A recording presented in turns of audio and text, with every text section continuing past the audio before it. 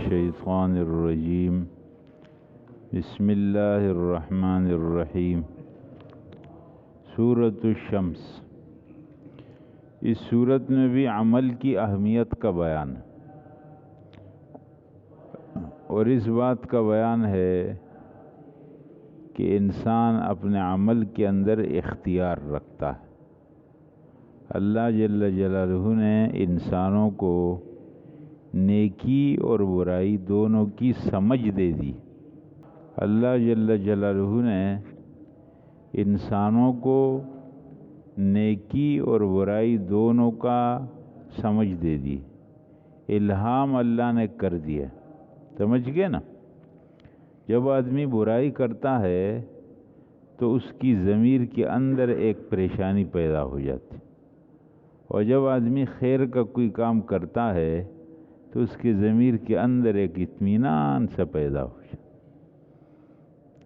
یہ اس بات کی وجہ سے نہیں کہ اس آدمی کو پتہ ہے، ایسا آدمی جس کو برائی اور ٹھیک کا کچھ بھی علم نہیں، اگر آپ اس کو ایک ٹھیک کام کروا دو تو کر کے بڑا فارغ مطمئن ہو، اور وہ غلط کام کرے گا تو اس کو کچھ معلوم بھی نہیں ہے لیکن وہ پریشان ہو۔ اللہ جل جلالہ نے نیکی اور برائی لوگوں کی فطرت میں رکھ دی۔ سمجھ میں بات آ گئی؟ اس بات کا ذکر ہے۔ والشمس وضحاہا، قسم ہے سورج کی اور اس کی روشنی کی۔ والقمر اذا تلاہا، اور قسم ہے چاند کی جب وہ سورج کے پیچھے آئے۔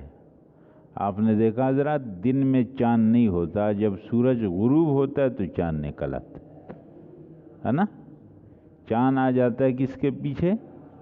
سورج کے پیچھے۔ والنہار، قسم ہے دن کی، اذا جلاہا، جب وہ اس کو خوب روشن کرے، ہے نا؟ یعنی دن جب ہوتا ہے تو سورج خوب روشن ہو جاتا۔ واللیل اذا یغشاہا، اور قسم ہے رات کی جب وہ سورج کو ڈھانپ لے، چھپا لے، رات کے اندھیرے میں سورج غائب ہو جاتا۔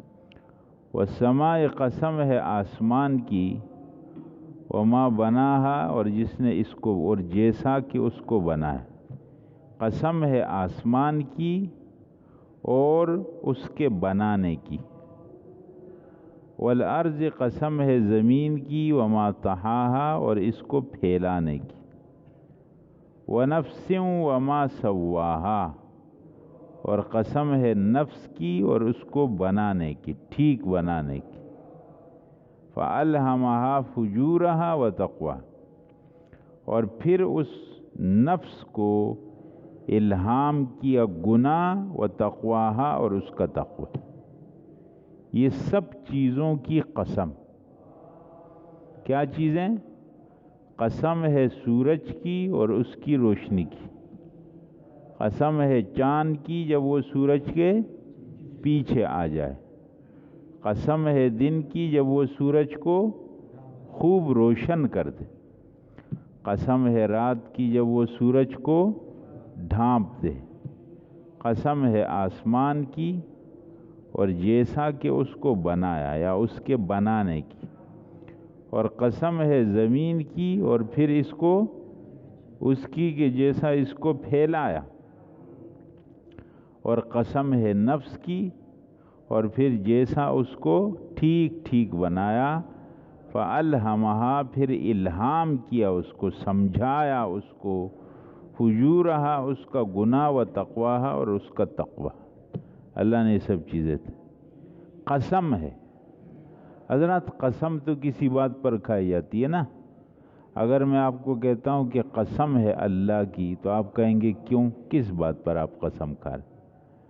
اللہ جل جلالہ نے ان سب چیزوں کی قسم کھائی، کس بات پر؟ جواب: قد افلح من زکاہا وقد خاب من دسا۔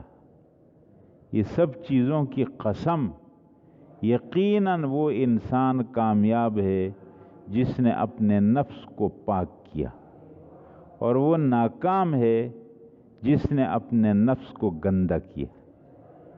دیکھو اللہ قسم کھا کے فرما رہا، اللہ کی بات ویسے سچی، پھر اللہ قسم کھا کے فرما رہا، جس آدمی نے اپنے نفس کو پاک کیا وہ یقیناً کامیاب ہے، اور جس نے اپنے نفس کو گندا کیا وہ آدمی یقیناً ناکام۔ نفس کو پاک کرنا اور نفس کو گندا کرنا، اس کا معنی کیا ہے؟ دیکھو نفس کے اندر یہ تقاضا ہوتا ہے، نفس میں شرارت موجود ہے، سمجھ گئے نا؟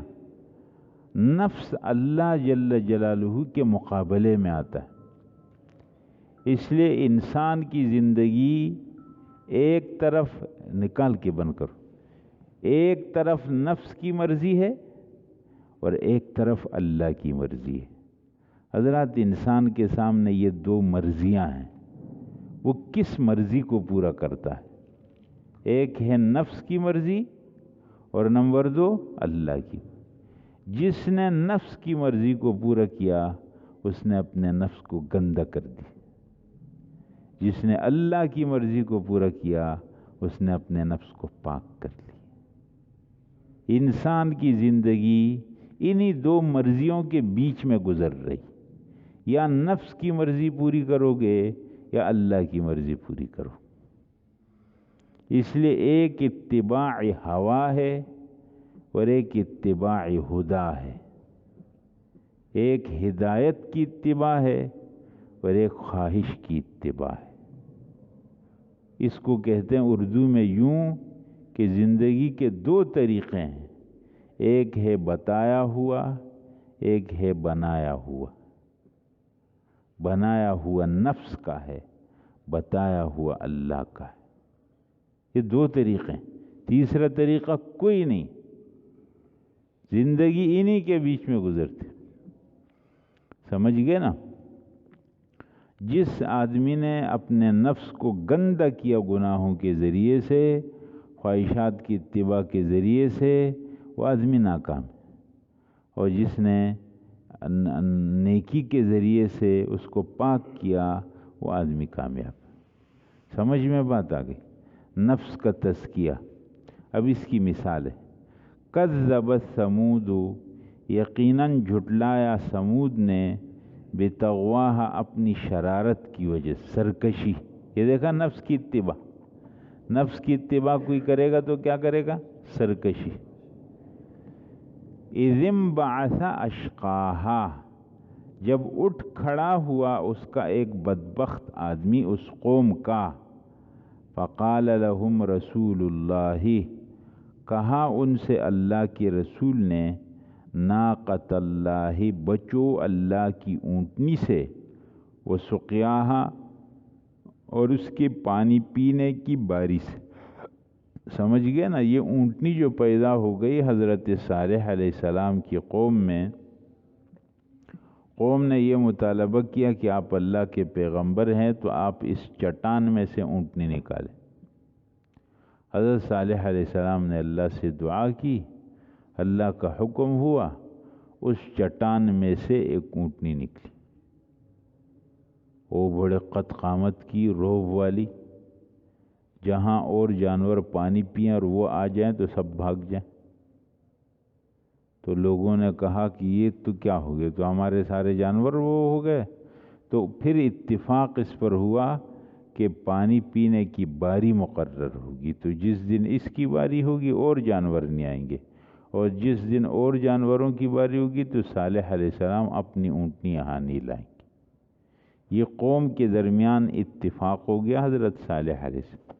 تو حضرت صالح علیہ السلام نے ان سے فرمایا، ناقۃ اللہ، بچو تم اللہ کی اونٹنی سے، وسقیاہا، اور اس کے پینے کی باری سے، اس کو چھیڑ مت کرو، غلط ارادے سے ہاتھ مت لگا اس کو۔ اس قوم کے اندر ایک خاتون تھی مالدار، جس کی مویشیاں تھی، جانور تھے، اس کو بڑا غصہ اس پر آیا۔ اس نے قوم کے اندر ایک اجرتی قاتل آدمی کو کچھ پیشکش کی، اور کہا تم ایسا کرو کہ اس اونٹنی کو قتل کر دو۔ وہ آدمی کھڑا ہوا اور اس نے اس اونٹنی پر حملہ کیا اور مار دی۔ بس اس قوم پر اللہ کا عذاب آیا۔ حضرت صالح علیہ السلام نے ان سے فرمایا کہ اب 3 دن تم عذاب کا انتظار کرو۔ اللہ کا عذاب آیا۔ صالح علیہ السلام کی قوم، جس کو قوم سمود کہتے ہیں، انہوں نے بڑی مضبوط عمارتیں بنائی تھی، یعنی آج کی زبان میں آپ اس کو کہیں زلزلہ پروف، یعنی جس میں زلزلہ کوئی اثر نہ کرے۔ غار کے اندر محلات بنے ہوئے، پہاڑوں کے بیچ میں بڑے مضبوط محلات، زلزلہ آئے تو کوئی فرق نہ ہو، طوفان چلے تو کوئی فرق نہ ہو، ہوا تیز چلے تو کوئی اثر نہ ہو، ایسی مضبوط انہوں نے ٹھکانے پناہ گاہیں بنائیں۔ ان کو تو کوئی ڈر بھی نہیں کہ دنیا کی کون سی طاقت ہے جو ہمارا کچھ بگاڑ سکتی۔ حضرات کچھ بھی نہیں ہوا تھا، پھر ایک ملائکہ ان کے علاقے کے قریب آیا اور اس فرشتے نے ایک زوردار چیخ لگائی۔ وہ ایسی زوردار چیخ تھی کہ انسانوں کے کان آواز ایک حد تک سن سکتے ہیں، اگر اس سے آواز تیز ہو جائے گی تو یہ پردے پھٹیں گے اور لوگ مریں گے۔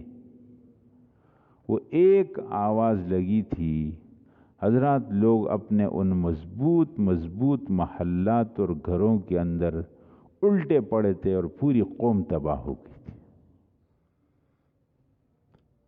جب اللہ کے ایک حکم کا مذاق اڑایا جائے اور اللہ کے ایک حکم کی بغاوت کی جائے اور پھر اللہ کا غصہ ہو جائے اور اللہ کا غضب ہو جائے تو پھر کوئی نہیں بچا سکتا۔ ہاں، اللہ اپنے رحیم ہونے کی وجہ سے لوگوں کو ان کے گناہوں کی وجہ سے پکڑتے نہیں، اور اللہ جل جلالہ لوگوں کو توبہ کا موقع دیتے ہیں۔ بندہ توبہ کرے، کتنے بھی بڑے جرائم ہو اللہ معاف کر دیں گے، لیکن اگر کوئی آدمی اپنے گناہوں پر ڈٹا رہے گا، اصرار کرتا رہے گا، تو اللہ جل جلالہ کے ہاں ایک وقت تک اس کو مہلت دی جاتی ہے، پھر وہ پکڑا جاتا۔ تو یہاں ذکر ہے اس کا۔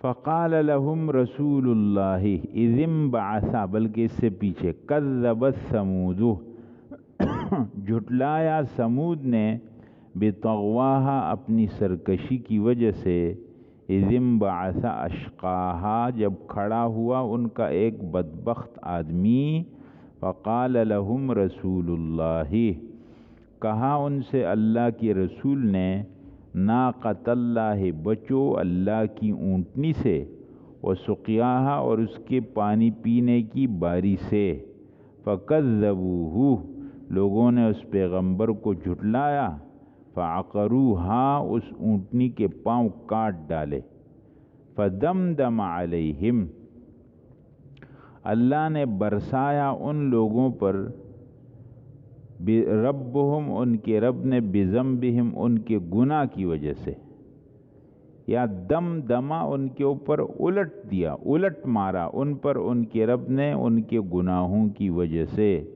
فسواہا، پھر ان سب کو برابر کر دیا۔ سمجھ گئے نا؟ ولا یخاف عقباہا، اور اللہ تعالیٰ نہیں ڈرتا انجام سے۔ دیکھو آدمی کچھ کرتا ہے نا، کہتے ہیں تو کر لوں گا لیکن آئندہ کیا ہوگا، اللہ اس بات سے نہیں ڈرتا۔ یہ بات سمجھ میں آ گئی؟ ہاں، تو سورت میں اس بات کا بیان ہے کہ اللہ جل جلالہ نے انسانوں کو نیکی اور برائی دونوں سمجھا دی ہے، اور بہت سی چیزوں کی قسم کھا کر اللہ نے یہ بتایا کہ جس انسان نے اپنے نفس کو پاک کیا وہ یقیناً کامیاب ہے، اور جس نے اپنے نفس کو گندہ کیا وہ انسان یقیناً ناکام۔ نفس کو پاک کرنا تقوی سے ہوتا ہے، اور نفس کو گندہ کرنا فجور سے ہوتا ہے، گناہ سے ہوتا ہے۔ سمجھ گئے نا؟ اور پھر اس پر مثال اللہ نے دی ہے قوم سمود کی کہ ان کے بدبخت آدمی نے جب اس اونٹنی کو نقصان پہنچایا، اللہ جل جلالہ نے اس قوم پر عذاب کو برسایا، اور اللہ کو کوئی ڈر اور خطرہ کسی سے نہیں ہے۔